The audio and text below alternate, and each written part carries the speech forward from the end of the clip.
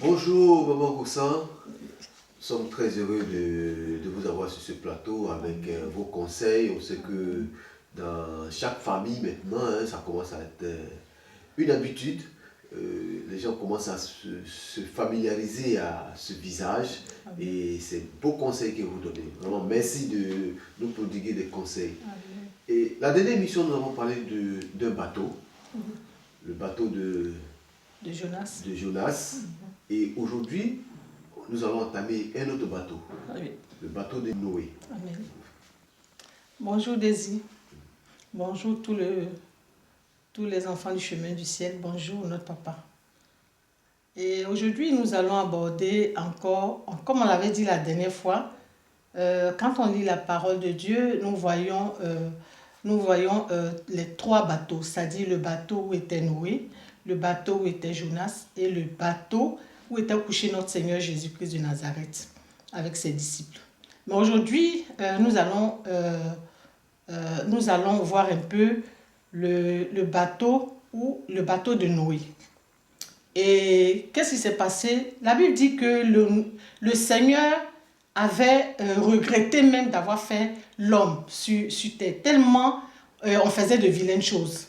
Et donc il a suscité quelqu'un qui avait au moins sa crainte, qui était Noé, pour faire le bateau, pour pouvoir revoir comment est-ce qu'il allait refaire le monde.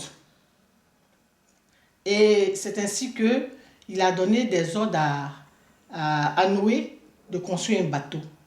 Et quand Noé a fini, le Seigneur a dit à Noé, tu vas prendre les animaux de toute espèce, mâle et femelle. Il dit mâle et femelle. Il n'a pas dit mâle ou femelle. Il dit mâle et femelle. Ça veut dire que les deux vont ensemble. Alléluia. Et c'est ce qui s'est passé. Il a dit, Noé, tu rentres dans l'arche avec toute ta famille et ta femme. Il a dit, toi et ta femme. Ensuite, tes enfants, tes fils et les femmes de tes fils. Et Noé est rentré dans l'arche. Et quand ils sont arrivés, le jour où même il devait sortir de l'arche, le Seigneur lui dit quoi? Le Seigneur lui dit, c'est-à-dire que quand ils sont rentrés dans l'arche, le Seigneur a vu que Noé n'a pas respecté l'ordre. Donc, pour pouvoir remettre Noé à la place, il a dit, Noé, pour sortir de l'arche, d'abord tu sors, et ta femme, ensuite ta femme, il dit et ta femme. Ensuite, tes fils et leurs femmes. Vous avez vu que nous adorons un Dieu d'ordre. Notre Dieu que nous adorons là, c'est un Dieu d'ordre. Et Noé, qu'est-ce qu'il fait? Il sort de l'arche, il fait sortir ses enfants, ses fils, avant sa femme. Ça veut dire qu'il a mis ses fils entre lui et sa femme. Ensuite, après sa femme, les femmes de ses fils. Mais nous allons voir ce qui va se passer après. Et la même parole de Dieu nous dit que quand ils sont arrivés un jour, il y a Noé qui avait pris du vin, il était saoul, et sous la tente, sa tente, il était nu. Et il y a son deuxième fils appelé Cham, qui a vu sa nudité. Et il sort, il va dire à ses frères, parce qu'ils sont trois garçons, il allait dire à ses frères, hé, les gars, venez voir, papa est mal couché là. Et les deux autres viennent en reculant, ils mettent quelque chose sur le père et le père sort. Et ils sortent au moins, pardon. Mais le lendemain, quand il était lucide maintenant, il a dit, mais comment ça se fait que, qu'est-ce qui s'est passé? Puis je me réveille habillé. Et c'est ainsi qu'on lui explique que oui, que le cadet a vu ta nudité et il est venu nous appeler. Nous t'avons couvert. Et le père n'était pas content, il a maudit. Et je reviens à la parole de Dieu qui nous dit, dans Lévitique, la parole de Dieu nous dit que l'Éternel dit, un enfant ne doit pas voir la nudité de son père ni de sa mère. Il dit, toi que tu fais ça là, il dit, c'est un crime. Donc quand j'ai lu le verset, il dit, ah papa, c'est pas un peu trop fort pour nous? Il dit non. Un enfant ne doit pas voir la nudité de son père. Un enfant ne doit pas voir la nudité de sa mère. Si vous voyez la nudité de vos parents, il y a un crime C'est que c'est une abomination. Waouh! C'est ainsi que Noé, qu'est-ce qu'il fait? Il maudit Cham et son fils Canaan. Mais aujourd'hui, je reviens un peu à nous les êtres humains. Aujourd'hui, nous sommes, nous les descendants d'Abraham. Qu'est-ce que nous avons fait de nos enfants? Aujourd'hui, je vais m'adresser aux hommes, à mes fils, à nos maris, au papa. Quelle est la place que tu as donnée à ta femme dans le foyer? Quelle est la place que tu as donnée à ton épouse? Parce que la Bible nous dit que l'homme quittera son père et sa mère, il s'attacherait à sa femme et les deux ne formeraient qu'une seule chair. C'est pour ça que quand tu sortais de l'arche du bateau, le Seigneur lui a dit, Noé, tu descends. Après toi, il dit, tu descends et ta femme. Il n'a pas dit où ta femme. Il dit et, c'est-à-dire ensemble. Donc il a mis, qu'est-ce qu'il fait? Il met ses enfants entre sa femme et lui. Voici les conséquences. Parce qu'il savait que normalement, la nudité d'un homme, d'un mari, c'est sa femme seule qui doit avoir sa nudité, pas les enfants.